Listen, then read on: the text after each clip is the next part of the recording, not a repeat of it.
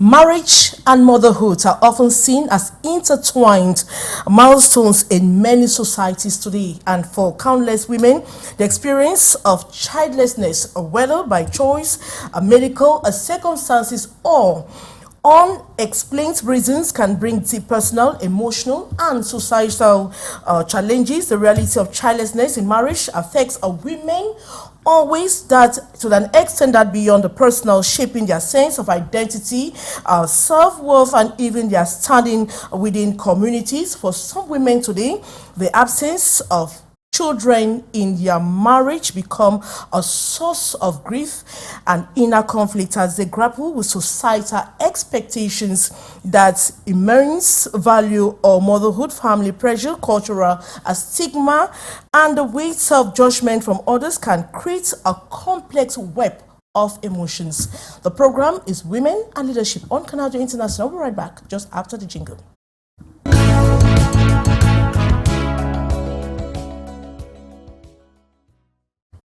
And the program is Women and Leadership on Canal International, and today we focus on women, marriage, and childlessness. To what extent it affects women, what impacts in their marriages, in their families. What about their in-laws and others, the family chain we're talking about here.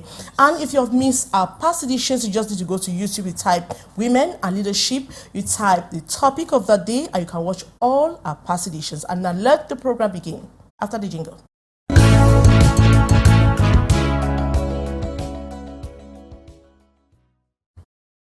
Like in our past editions, we have always invited just the right women to talk about the right thematic. And of course, today we're talking about women, marriage, and childlessness. You don't know to what extent it affects women. Yes, but it does. A lot of women are suffering. A lot of women are in pain because they don't have children in their marriages, and sometimes they are not supported even by their own families, even by the society. And that's why we're talking about this subject today. And I'll begin with someone who is very versed with the program. She's always here, Dr. FON Elizabeth. She is the CEO of Toujours Family Center. She's wearing a lot of different caskets. She's equally a trained medical doctor, even though on retirement, but she's still doing a lot, practicing and still consulting a lot of people. You're welcome, Dr. FON Elizabeth. Thank you, Maureen. Thank you for having me. It's been a while. Yeah. And I hope you're doing fine. I'm doing great. Now, how are you coping with the Toujours Family Center? Do you have more women visiting? And how many women coming for problems related to marriage, family, and the rest? You know, Maureen, I always say people get into relationships, into marriage without the right tools. It's passion. After 6 months, the honeymoon is over. And then they don't know what to do. They think they've fallen out of love. And so they need help in that direction. And the topic of today, it's a very personal one to me. And I receive women who are grappling with this problem of childlessness, the emotional, the mental torture, and everything. Thank you for bringing up this topic. All right, thank you so much, Dr. FON Elizabeth. We'll have a lot to talk about women, marriage, and childlessness. And we equally have Barrister Akwen Njue. She is a barrister at a law. Of course, she's wearing different caskets as well. I'll call her the Lolo of Batu in the northwest region of Cameroon. How are you doing today, Barrister? It's the first time having you on set. Thank you. I'm doing quite fine. I'm so happy that you invited me over to this program. It's quite a touching topic, and I think we'll talk and elaborate more on it. Now, do you have projects directly linked to women as a lawyer? I have projects that really link to women, but women and the law, women and their rights, rights to matrimony and other rights. But this topic on childlessness, it has hardly touched my mind. But I think that it is something that we should start talking about it, given the impact, the negative impact it has in the life of women in particular. All right. We equally have Francisca WEBSI. She is a marriage counselor. She has been talking to a lot of women, trying to counsel or tell them the right thing or guide them on their path in terms of marriage, family, or problems or whatsoever. And she's right here with us today. Hope you're doing great. I'm very, very great. I'm very okay. So, in fact, I take it to myself to appreciate you for always giving up the opportunity for women to explore our own experience, that we have with other women. Thank Right. you so much, Maureen. And thank you so much for coming. But we're supposed to have women who could give their testimonies of being in marriages for like 10, 18, 20 years. Birth is a very complex topic, doctor, because a lot of them shied away. I contacted more than 20 women, but they didn't have courage to come on TV and talk about their problems, their marital problems linked to their childlessness. Yes. And we had a disappointment today because one was supposed to join us here, but unfortunately she's not here today. But I think we'll still go ahead and talk about this topic because we are here to encourage women, to give them that support, because a lot of women are going through when it comes to marriage. But now, Doc, if we have to do an analysis of society today in terms of marriage and childlessness, what do we have to say?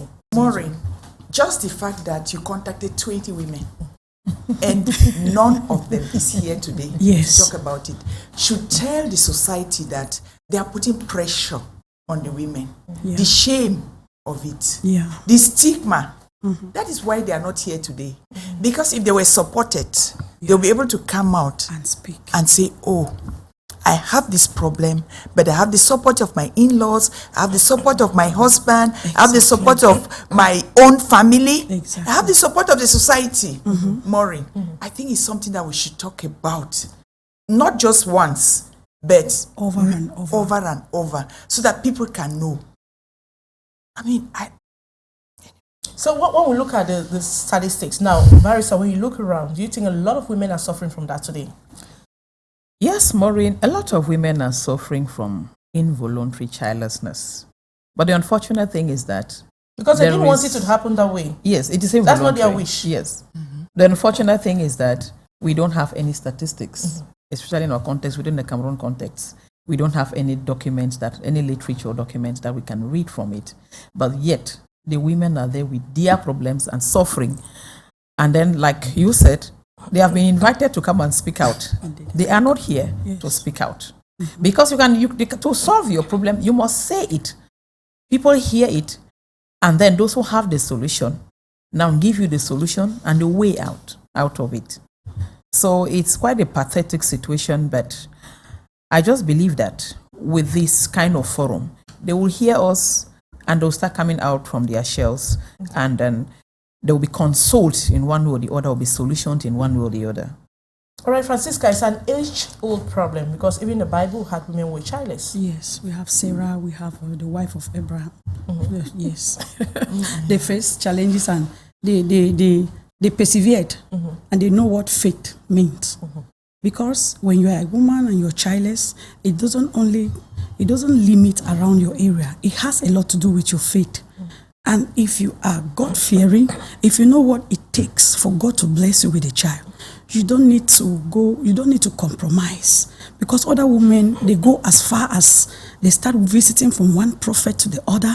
They start, going from one Gambian man to the other.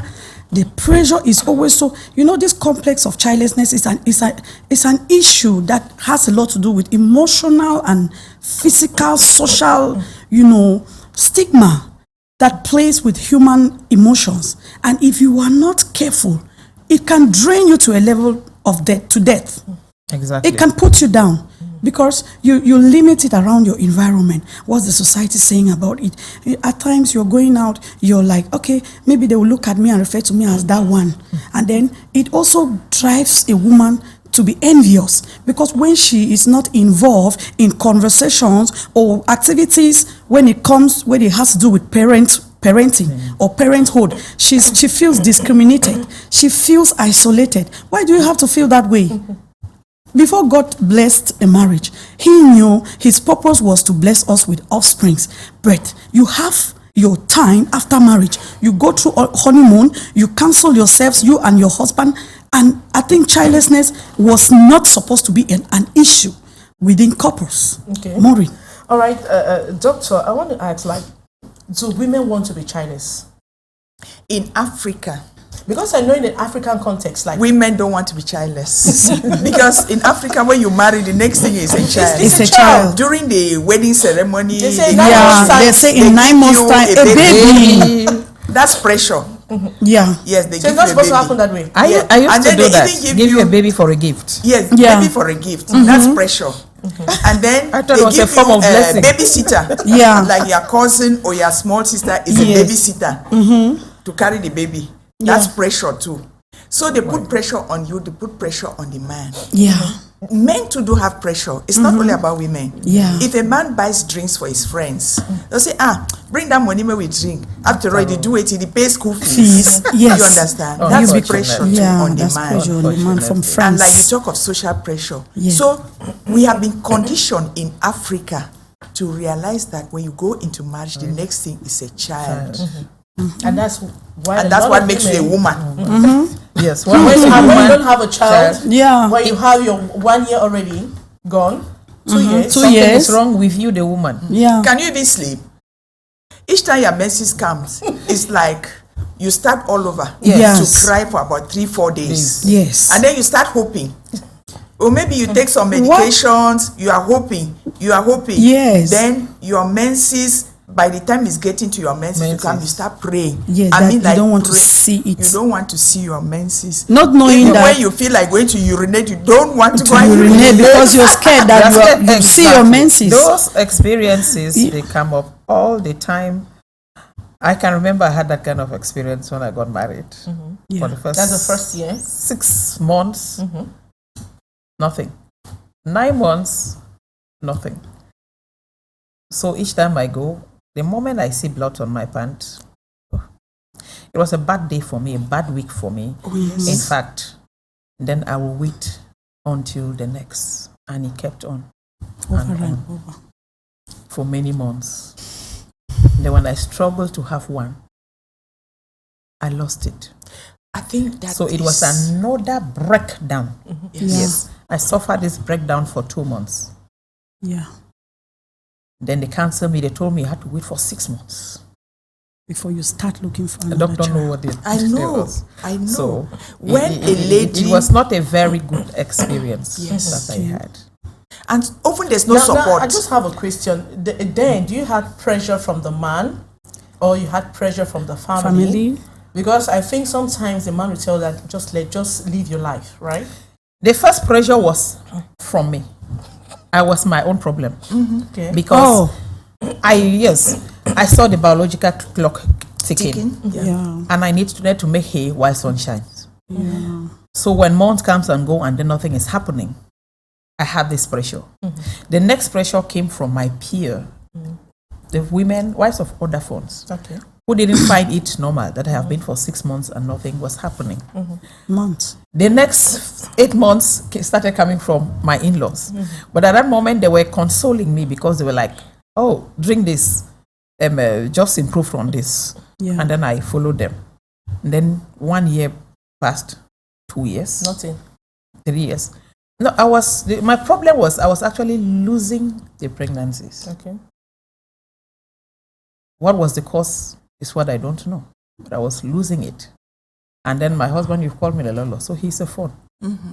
And then since they have a leverage of marrying like every Saturday or any day that you like want to get married, you understand? Yes. So the peak of my own stress was when they brought in this young girl who was just like 25 years old. And in the first 2 months, She got not pregnant. even up to 2 months, She got pregnant. yes, she got pregnant. And I just saw her and my husband were talking with their eyes. She had this fever, they took her and she was like, I'm feeling so bad. And they took her to the hospital, at some polyclinic. And she slept there, and when the husband came up, he's positive, you're positive, yes. And they were like whispering to the ears of each They other. didn't want you to hear. And then They you didn't want me to you hear. were pushed to the side. I know then the smile that she gave, because her results were positive because she was pregnant and then I didn't have mine. You know? And I just like, God, my own day will come. Yeah. And like till today, it didn't come. But I went through the stress like I was telling doctor, I said, half of my money. In fact, the only doctor I have is a gynecologist. It is my entire life. It is the only doctor that I have is a gynecologist. I don't have any other doctor. Half of my money was going to the gynecologist because anything that the gynecologist, all the tests that the gynecologist asked me to do, I did it. But then there was this problem when I didn't have the social support from my husband because the doctor said if we should come, they had to do a blood culture and then they have to see whether Exactly. is there an incompatibility, which he refused. And then the doctor devised on means now to do the incompatibility test. Yeah. So he ordered for what he ordered, and I produced it. They did the incompatibility test. So he did not support me. Yeah. And that was why I actually felt bad. Okay. At one point in fact, I started just to feel as if I was scammed. I said, why is it that he is not supporting me in my own childlessness? My own childlessness is childlessness in marriage, because prior to the marriage, at least I had a child. So that one kept consoling me that I have those potentials. And so when my in-laws started insulting me or talking behind my back, trying to show more concern to my maid, because she gave them a child, and lo and behold, Nepal is a boy child. So I consoled myself with the one that I already had. Exactly. Yeah. That was my consolation. We're talking about children in marriage, because the Yeah. pressure Yes. is more It is. when you're into marriage and the child is not coming. Yes. That's what we're talking So about. I was just under that pressure, and then going through. Then I had this surgery, that I had a pregnancy, and then there was an abscess right inside my womb that could not sustain the pregnancy. And then I can remember an insult that one of my sister-in-laws, she insulted me. Now you know place where this other woman don't come on. Why now you? Now you know. You see? And this was the thing you say. It was so traumatic, because if I was not pregnant, perhaps the abscess would not have come. I don't know what it was pursuing, because that abscess probably came and started the way it was pursuing the pregnancy. And so I started having this. You started believing in witchcraft, especially in that kind of situation. I don't know what to believe anymore. Yeah. But I can remember. Let me share this. That one of my husband's nephews came and told me. He said, your cause is coming from our family. If you live here, go and sleep with another man, you'll be pregnant. But if you don't mind, come, let us try. You'll be pregnant, but your family is coming from inside our palace. You don't have any problem. All right. So that is when I started having a consolation, and then with the fact that I already have my child, but I actually wanted to have children In your marriage. in my marriage. Yes. Did you try an IVF? I didn't try anything, because I started having fibroids, and then moving from one Exactly. Some of those things operations are spiritual. to another. But one point in time, I actually had the breakthrough by myself. I just asked myself one day, so I've been spending my time, because it is not only money, it is also time consuming. My time and my money, and I'm getting psychologically stressed up, and then receiving this insult. Is it Mary or Jesus that I'm going to deliver? Is it a pink or a blue or a green child? What child do I really want? Don't I have one at least? Why should I compare myself with people who have? Let me turn and look at those women who don't have. Yeah. And get my consolation from there. Yeah. Which I did as okay from today.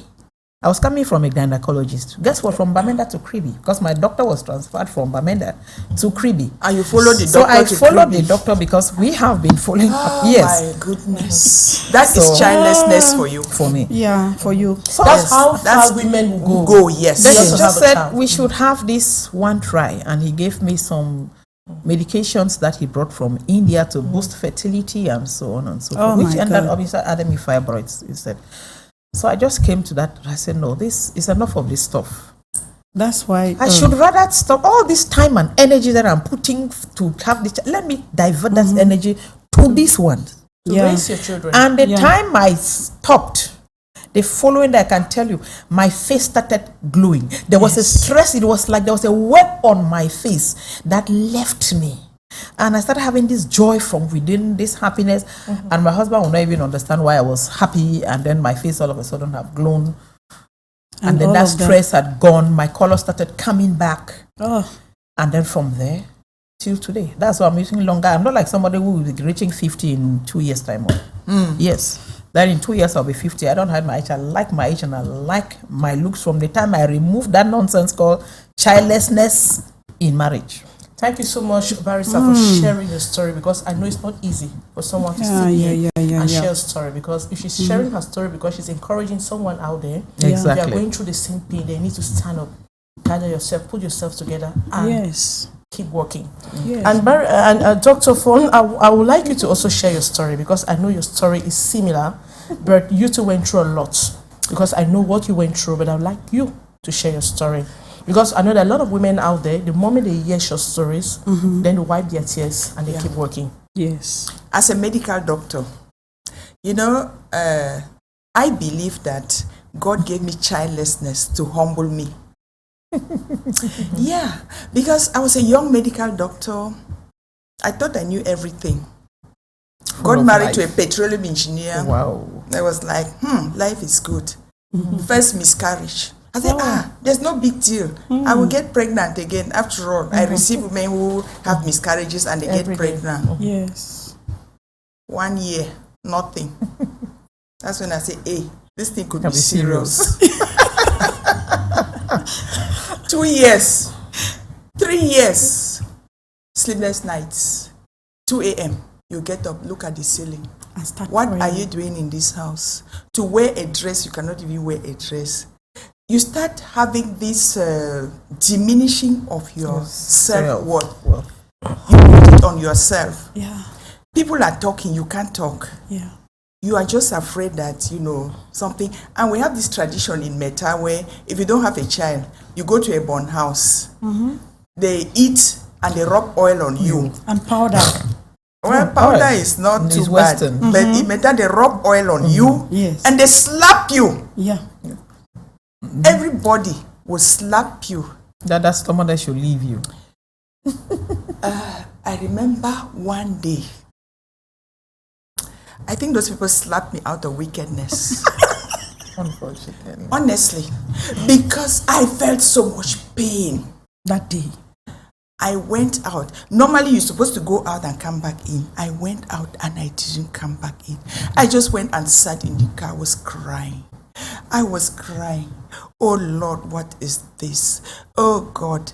And you know, my in-laws calculated that since I was a medical doctor, I must have known what I did with my womb. That is always the case. So let them, they permitted themselves to insult me, to talk about me. I would go to La Quintini Hospital where I was working, lock myself in the toilet, cry. Before you come out. Before I come out, wash my face, to start consulting. And then my patients would ask me, doctor, your eyes are red. What is happening? I say, it's Apollo. Oh my God. It's Apollo. Oh my God. But what I want to say is that women should have hope. Yeah.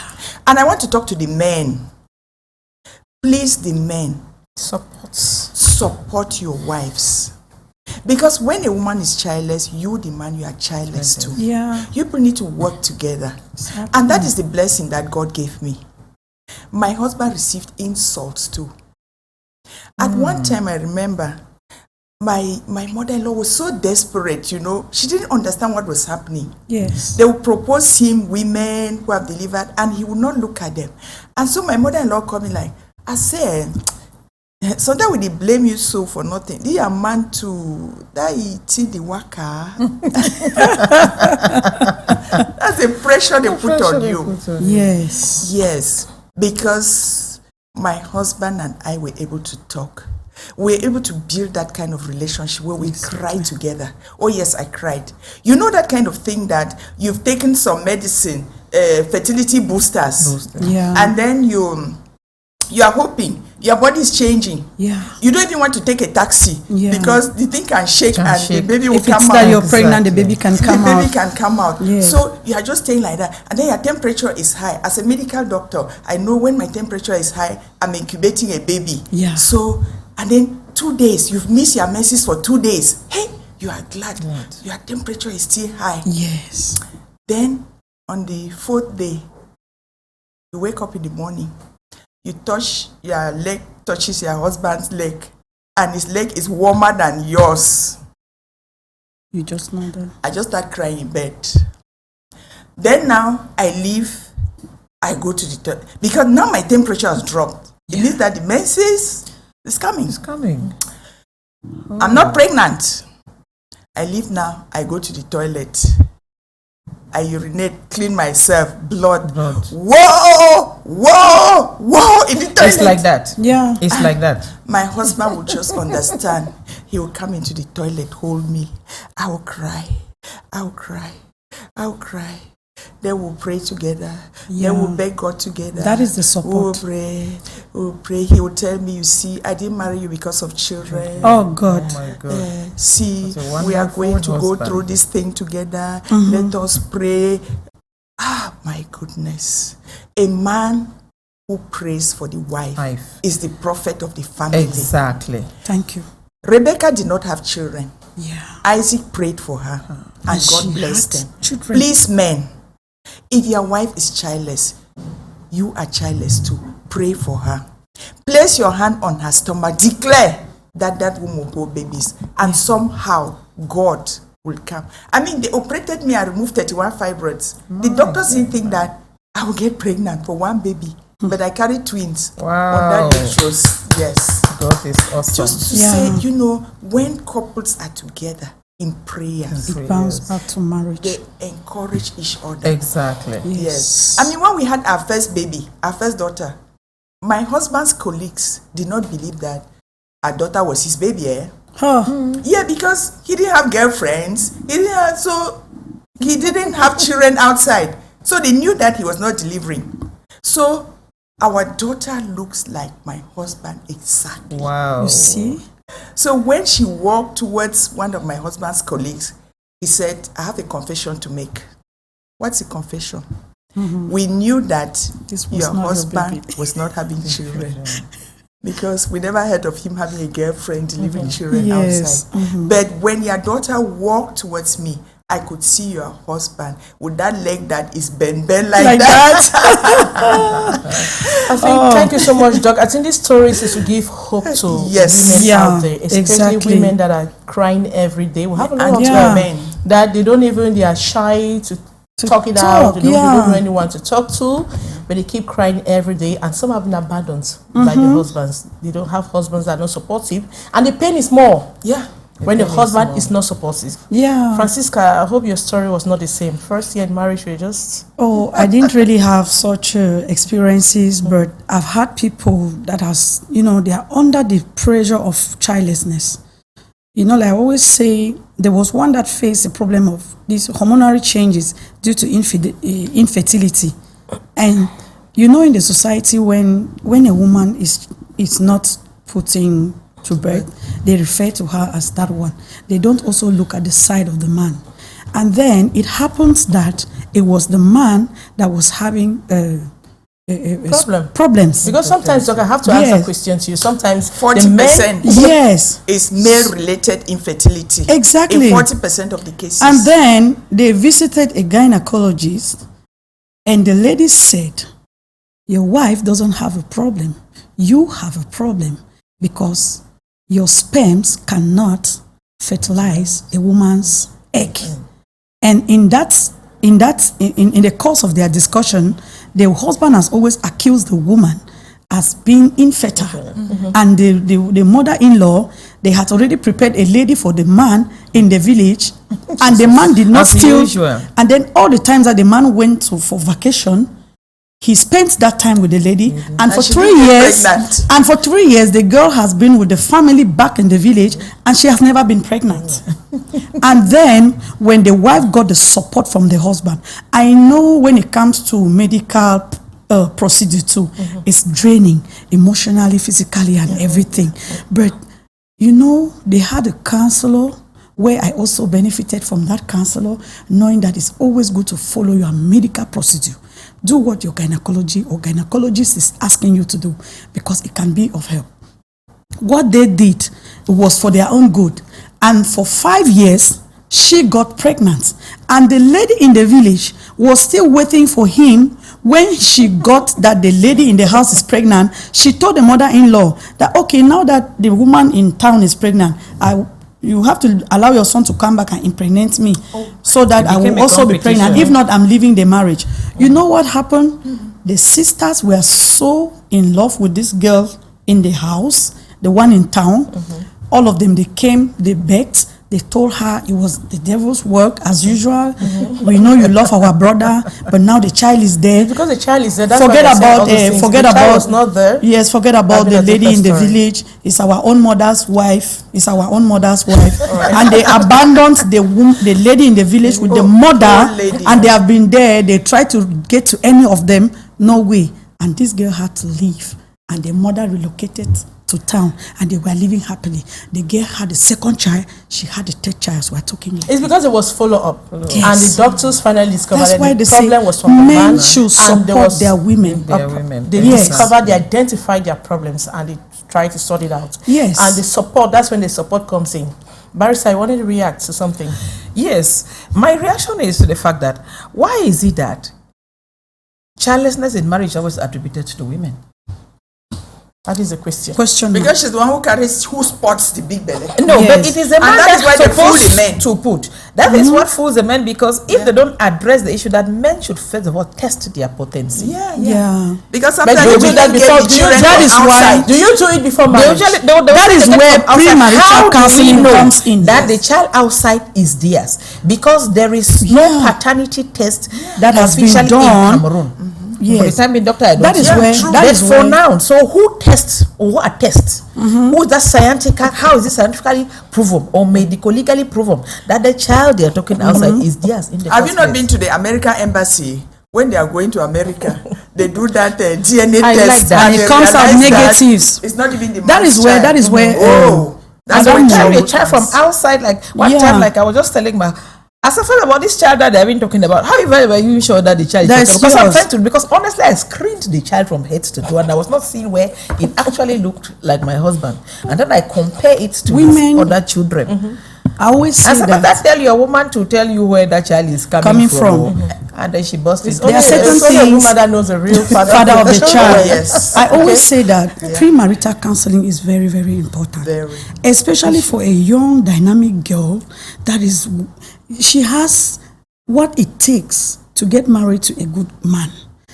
Are you just going to go in for something No, when like you marriage said comes in the, in, we are in the excited. beginning? We just go in without asking without questions. knowing the purpose of what you're going in for. Excitement. What is the reason for this childlessness pressure that they put? Marriage was a good thing that was meant to be enjoyed and not to be endured because of other purposes, be it childlessness. But we are be Africans.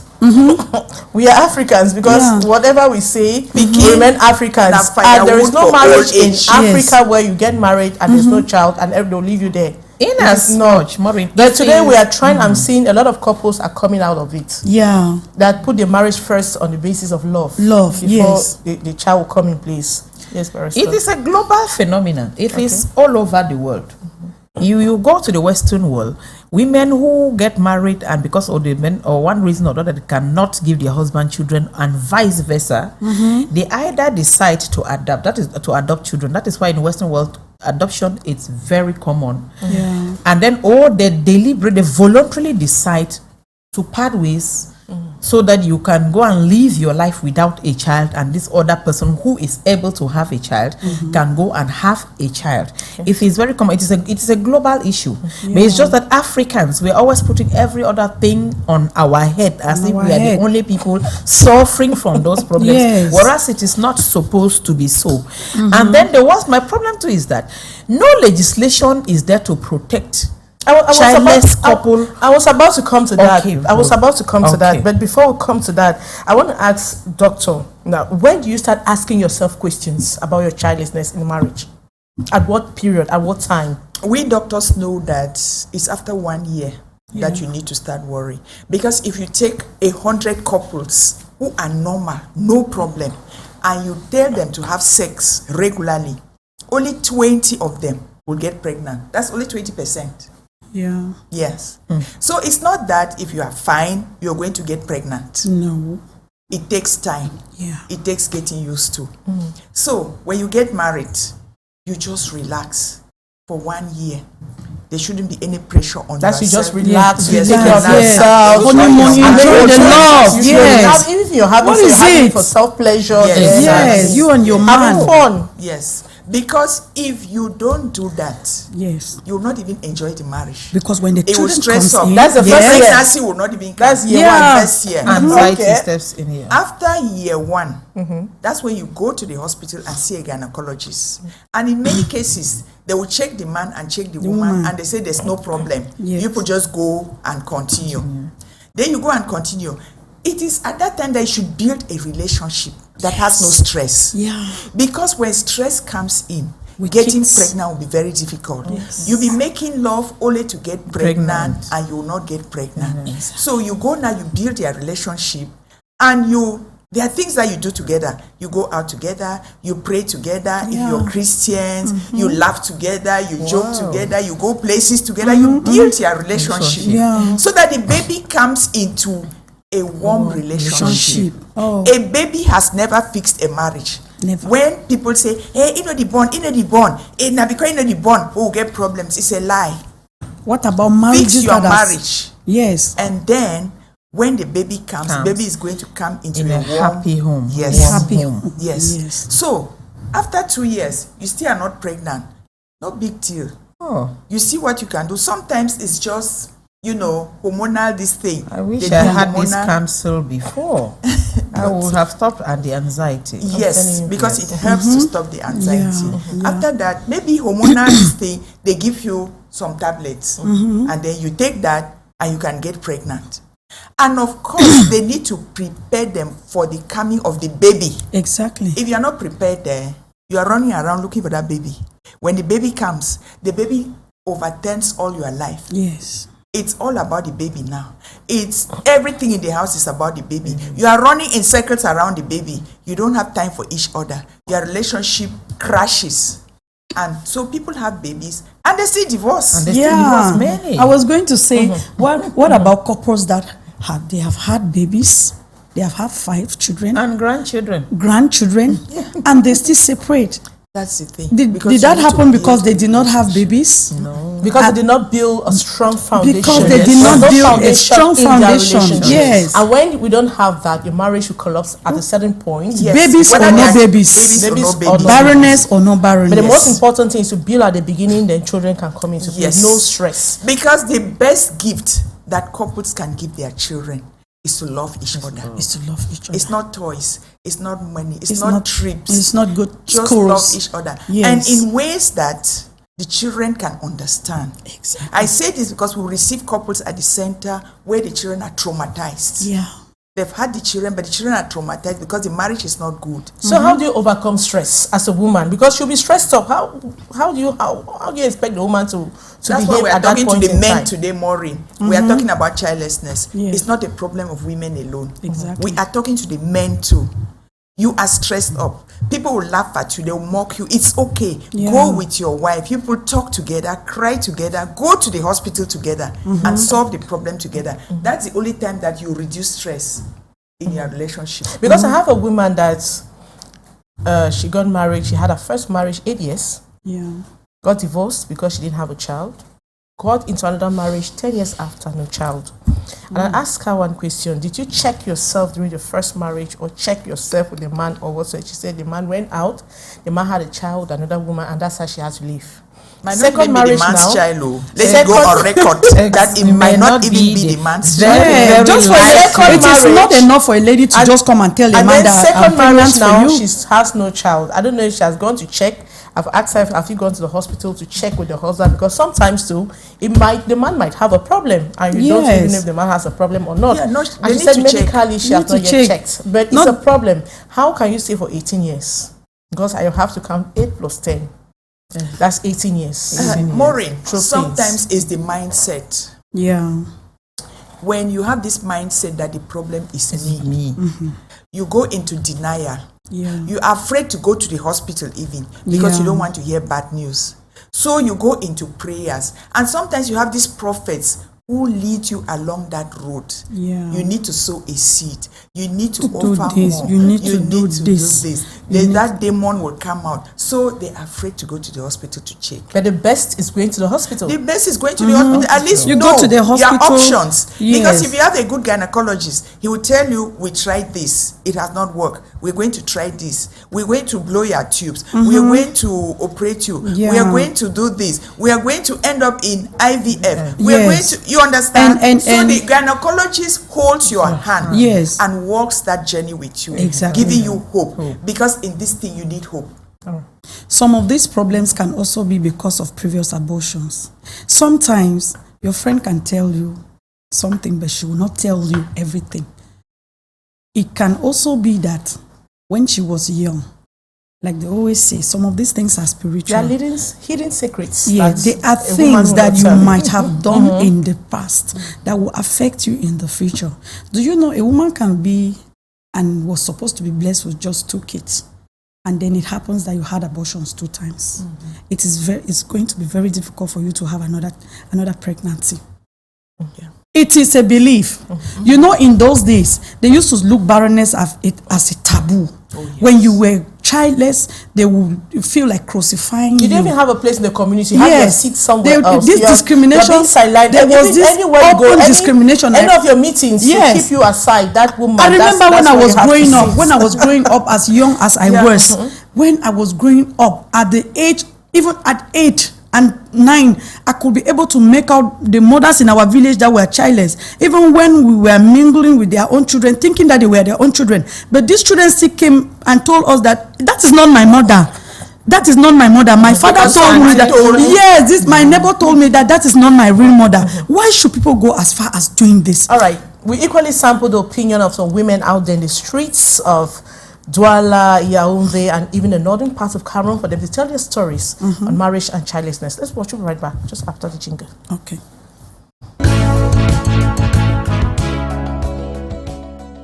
Un homme, quand il se marie, tout ce qu'il attend d'un mariage, c'est un enfant.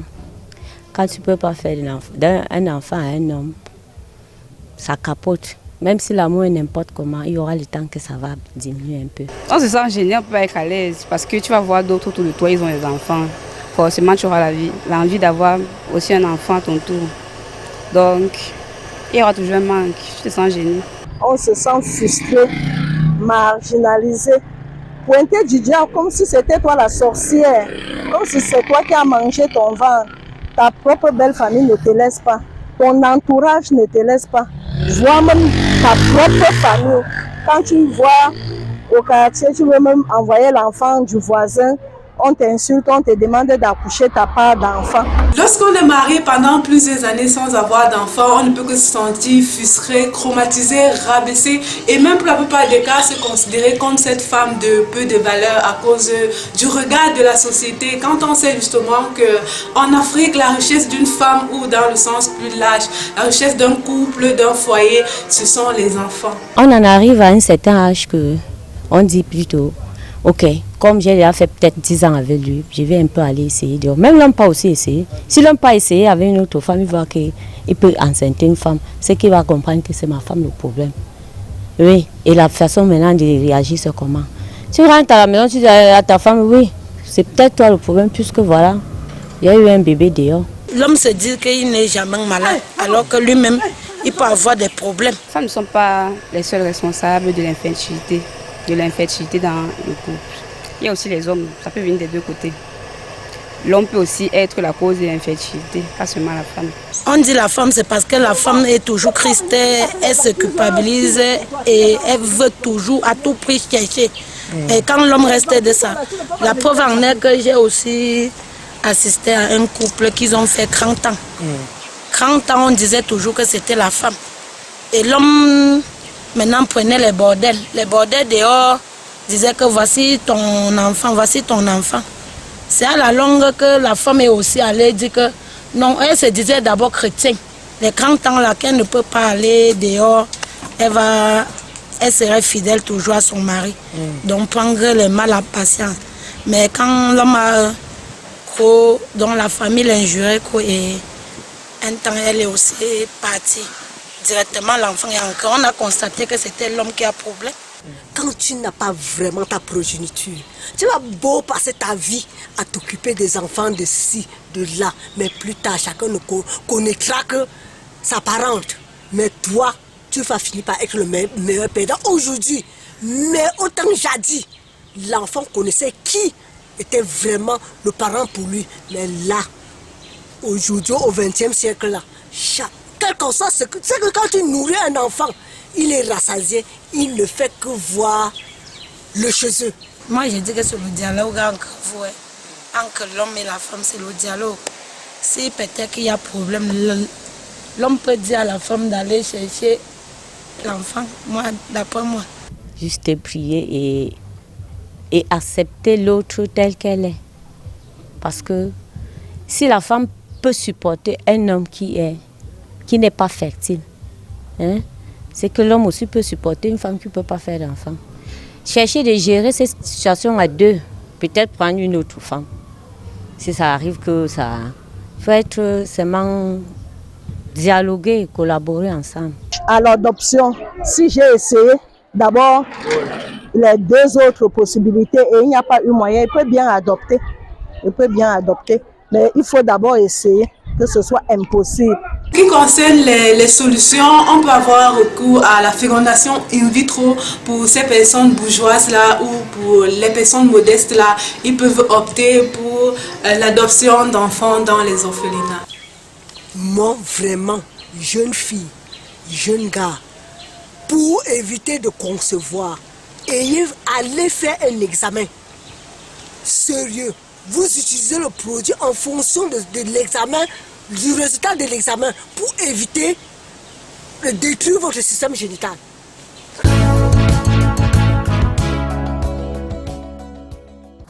All right, Barrister, I want to ask, women are more vulnerable. They are the victims here. Yeah. When a woman is childless, she's chased away. How does the law protect women who don't have children in their marriages? That's a difficult question because it is unfortunately, and very, very unfortunately, Maureen, there is no law protecting a woman who does not, a childless woman in her home. There is no law protecting violence, even domestic violence in the home. Our legislators have been very silent with a lot of issues, and those issues continue to be prevalent. Because you find situations where when a woman is unable to have a child, or when a couple are unable to have children, it is slightly attributed to the woman. And the men are always finding their way out by going to go and impregnate other women, impregnate them in quotes, because as long as there is no DNA test conducted on those children, you cannot say for certain whether those children belongs to them or not. But what men usually do is like just the consequences weighs on the woman most, because when the man moves out, that is destabilizing the home already. And when he starts to create another family that he believes it is his, that is breaking the marriage already, or polygamizing the marriage, a monogamous marriage. That is when they go as far as marrying another woman monogamously with the previous monogamous marriage. That is bigamizing the marriage again. And the list goes on and on. But there is no court that will actually punish you. What the legislature have done is to include adultery in our penal code as an offense. But for a woman to prove that the man commits adultery, it requires a lot. It means that a man can be married to a woman after 10 years, she does not give it, you just chase her away. Because there's no protection. There is not. But what is the case of the man? It is legal protection. You can only sue for divorce and then you claim part of property or claim alimony. That's all. That is all. The other issue again that the punishment is when he abandons the matrimony, in French, abandonnement de foyer. But then you can only come in when he abandons with children, and then he's not taking care of those children. Exactly. But now we are talking in a situation where there are no children at all. So the man just moves and go there. He is an adult. They will tell you he knows what he is doing. Now, in a case like this, what's your advice to a woman? When a man, in that situation when she's being pushed out, if it's the man leaves her the house, or the man abandons her in the home alone, or you see, or maltreats her. When it comes that they maltreat you, there is no law that protects, because you see, marriage, the rules and regulations are those that are set up by you. Yeah. The Civil Status Regulation Ordinance only talks about marriage, defines which one is monogamy, which one is polygamy, and then which one is native marriage. So you have to build the church only tells you it is for better, for worse, until they do us part. Yes. The rules and regulations, and then the Bible, the church makes it worse by saying, wife, submit. So whatever the man is doing, the church is telling you to submit. That is the one that even worsens the whole situation. So even at the level of the social, the social worker, the social welfare, nobody is helping. The only thing they can say, okay, if this man have left, let them, you sue him to have alimony, which is a stipend to take care of yourself. But like I received a case of a woman who came to my office that the husband abandoned her. No, the husband chased her away with children. No, seized the children from her, and then sent her away. So she came, and I was trying to say, okay, it has gotten to a disaster point. You only have a remedy to divorce. She says, no, she wants to go back to her husband. I said, no, I cannot take love. There is no way I can put love in the heart of your husband to start to love you again. There is no law that says this man must once love have faded away. You are a young girl, you just have to look for your own life while he will make hay while sun shines. Because going back and then he doesn't treat you well, that is a topic for another day. And the woman is like, I'm going back for my children. They always put their children first. Victimized. The victimization of women began right early in the Bible. So, and the law have not, especially in Africa, I have read through many legislations in Africa where women are protected in monogamy, in marriages, either for violence against them, or this childlessness, or any other thing. There's simply none. You can only sue for that, for that adultery, which will be very difficult to prove, because if you said, okay, it is the birth of a child, but in Cameroon it is simple. If the man recognizes that child out of the marriage by inscribing his name inside the birth certificate, you can use that as a leverage for adultery. But then if you do that as a woman, that is why they are shying away. You'll be ready to leave the marriage, because once you take a man to court, nobody sees your own points as a woman. Everybody only sees the fact that you have taken your husband to court. You have taken your husband to court, and adultery is normalized within men. So it is just no issue. Even the judge, what betides you that you go and meet the judge is a man, because it has been normalized to them. So the woman is the vulnerable person. The woman is the victim in this case. She's a victim, and so and then they expect you. But on the other hand, when the man is the one who is unable to give you a child, they expect you to. The church will tell you, submit, stay there. Your in-laws, the brokenness will tell you that follows all of this. But if it was a woman, they cannot allow her to. You will be moving like we're left asking and for right. the way out. The way out, we are talking about women in leadership. A woman should lead herself. We don't need this group for somebody to be the president or the secretary general. No, you are your president. You are your secretary general. Lead yourself by looking for those things. Oh, God has not given you. Menopause has hit you. Look for those opportunities, those things that make you happy. Other than that, because I love that word, happy. Not all women. Some women have but trouble. I have known a woman in our church who is constantly stressed. Their children, they just get up. They will take 3 of them. The senior one will just take the other and they walk away and go and be living in those houses in the quarter. They stay in Bonaberi. And then you find them looking for those children. So the children are trouble. What about these children who are killing their mothers? So which one is better? You who do not have a child, or you who have a child that will kill you. Right. So console yourselves. Let's talk about. Now I want to talk now. We are talking about solutions here, doctor, Yes. and I want to say solutions in Tesho. What is the solution you're bringing? You're taking to the solution to women, that especially we are talking about now. It's not about the law. It's about you. Your mindset.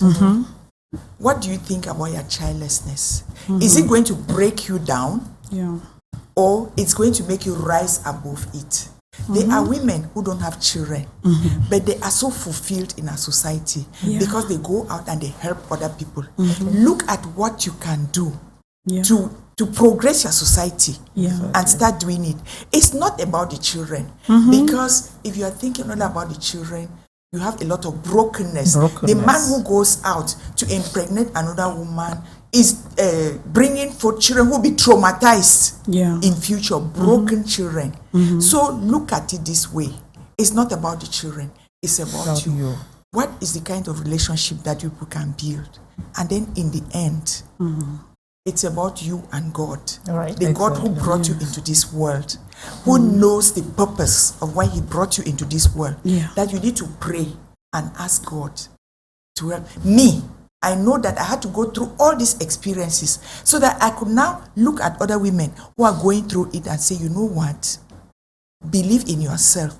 Believe in God. It's not about the children. First, believe in yourself and in God. Do what you want to do to be able to be happy. As she says. All right. Very important. All right, we've come to the end of the program, but I would like Barrister, I have 30 seconds to talk to a woman out there looking at your camera. I'd like to start with Barrister. Look at the camera that is just in front of you. You're talking to a woman out there, 30 seconds, who is in pain. She has no child. She's in that home and she's about being sent away by a man. I don't know what she's been through. I will just tell her, first of all, your life is in your hands. With or without marriage, women to survive. Try to survive with or without a husband, without a marriage, and without a child. Do everything that will make you happy and just take away the fact that you don't have a child, it is an issue. No, just live your life like any other normal human being and focus on those things that make you happy. Francisca? Okay, if you are a woman and you have felt that isolation and you think that your whole world is dependent on if you have a child or not, then I still say no, because you need to reset yourself, bounce back, and feel loved. It's true we don't have organizations that barren women can, gather. Like you always have the widows group. You have women doing so well in their marriages and things like that. I think it was also high time you get to contact with these other women that are facing the same problem you have. You will understand that yours is even better than what they are going through. And for you to be better, you need to work on yourself and regain your self-worth. You work on your self-esteem so that you'll be more better. All right, Doc, you're looking at the camera in front of you. Madam, Mister, it's your problem, the two of you in marriage, because we are talking of childlessness in marriage. Please hold your hands and pray together. And if you can adopt, do it. If you can take family children and bring up, do it. And love, whatever happens, even if people insult you, open your arms and embrace them. That is what I did. And that's the only thing. Love conquers everything. And you're telling us something about Tesho? And I'm saying something about Tesho. If really you find it so difficult to bear, we have the Tesho Center. You come there and we'll be able to listen to you, hold your hand while you cry and give you hope. Hope is what you need. And the Tesho Center is situated at Bonamusadi here in Douala, Cameroon. I'm saying it because we've been coming here a couple of times, and I think it's not publicity, because you're doing a lot to empower women out there, educate women on a lot of things that are happening around women. Women always have issues, and we need to support the women, encourage them in what they do. And the program was Women and Leadership on Canal International. Thank you so much for watching, and bye-bye. Bye-bye. Bye-bye.